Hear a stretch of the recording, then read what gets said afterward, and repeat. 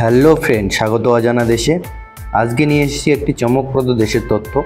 এমন একটি দেশ রয়েছে যার কোনো সরকার নেই, কোনো নাগরিক নেই, এমনকি আন্তর্জাতিক মানচিত্রেও এর স্বীকৃতি নেই। শুনতে অবিশ্বাস্য লাগছে, তাই না?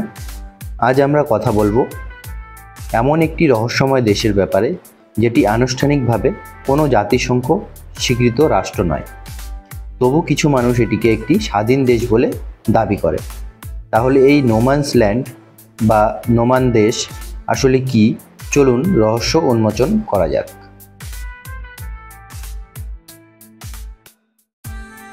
নোম্যান্স দেশ অস্তিত্বহীন এক রহস্য। এই রহস্যময় দেশের নাম হলো লিবারল্যান্ড।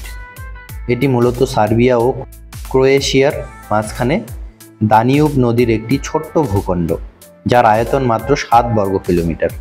শুনতে ছোট মনে হলেও এর পেছনের গল্প অনেক বড়।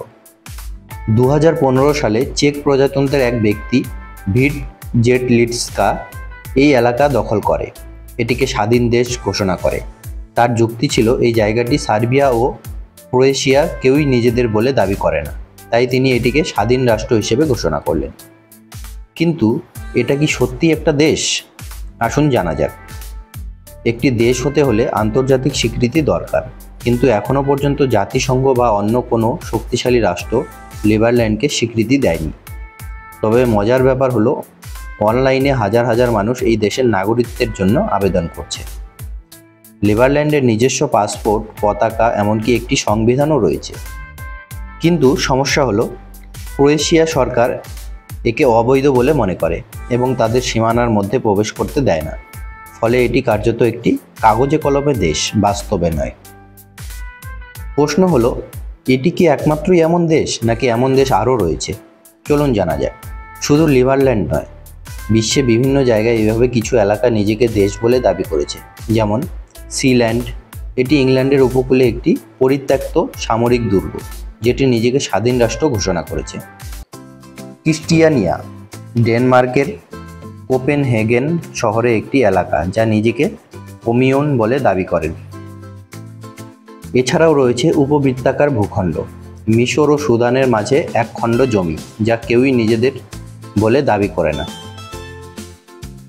বন্ধুরা, লিবারল্যান্ড কি ভবিষ্যতে সত্যিকারের দেশ হতে পারবে? চলুন তো জানা যাক। এই প্রশ্নের উত্তর এখনও অস্পষ্ট, তবে লিবারল্যান্ডের প্রতিষ্ঠাতা এখনও আশা ছাড়েননি।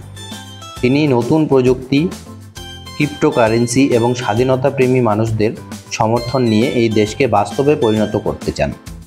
কিন্তু প্রশ্ন হলো, এটা কি আদৌ সত্যিকারে হতে পারে? চলুন এটা ভবিষ্যতের উপরেই ছাড়া যায়। কিন্তু আপনি কি লিবারল্যান্ডের নাগরিক হতে চান?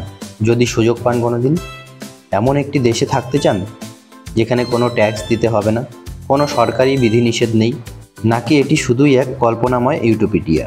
আপনাদের মতামত আমাদের কমেন্টে জানাবেন।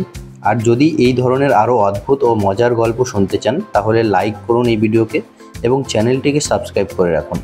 আমাদের অন্য ভিডিওগুলোও দেখে নিন একবার, যেখানে আমরা বিশ্বের আরও অজানা রহস্য উন্মোচন করেছি।